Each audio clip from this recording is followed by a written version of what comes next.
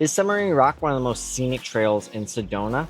This trail takes you across desert terrain with a few technical moves on the climb, and then you end up at one of Sedona's most famous landmarks, Submarine Rock. Today on Trail Preview Thursdays, I am previewing Submarine Rock Trail in Sedona, Arizona with a full POV ride and breakdown, so that way you know exactly what you're going to run into when you hit the trail. The Submarine Rock Trail you can get to by the Broken Arrow Trailhead or Little Horse Trail. Starting in the Broken Arrow Trailhead, it is probably only a half mile to a mile to get to Submarine Rock, depending on if you go on the Broken Arrow Trailhead or the OHV road that is there. If you go on the OHV road, do be careful of OHVs because they're quite fast. What I did one morning is I went up the OHV road and then descended down the Broken Arrow Trail back to the Broken Arrow Trailhead after hitting Submarine Rock.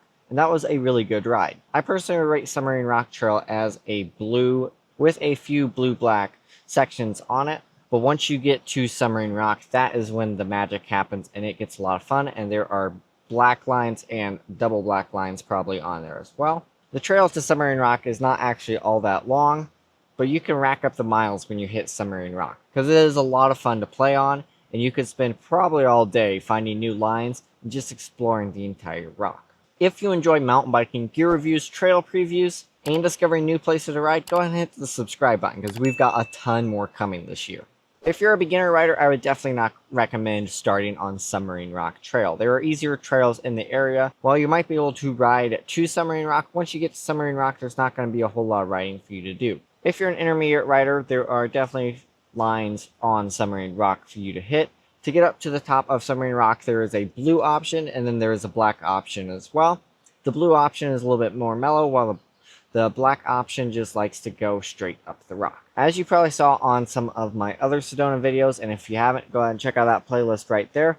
On the third day, I hit one of the hardest lines that is at Submarine Rock and that I've ever hit during my entire mountain biking career. It was a lot of fun, and the sandstone is very grippy. So where you might not think that you're able to ride, you're able to ride because you have a ton of traction. Once you get to the top of Submarine Rock, make sure that you look around and take it all in. It was a lot quieter than Chicken Point, and you can still see the same view that Chicken Point has over towards the white line.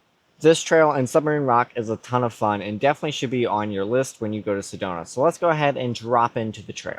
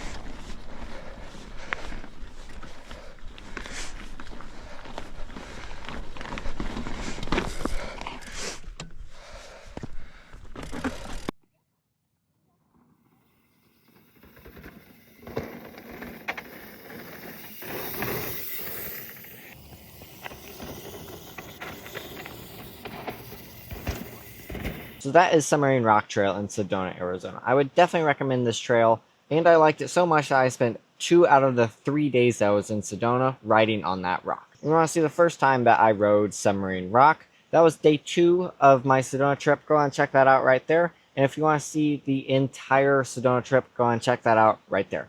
Until next time, don't forget to go find your epic.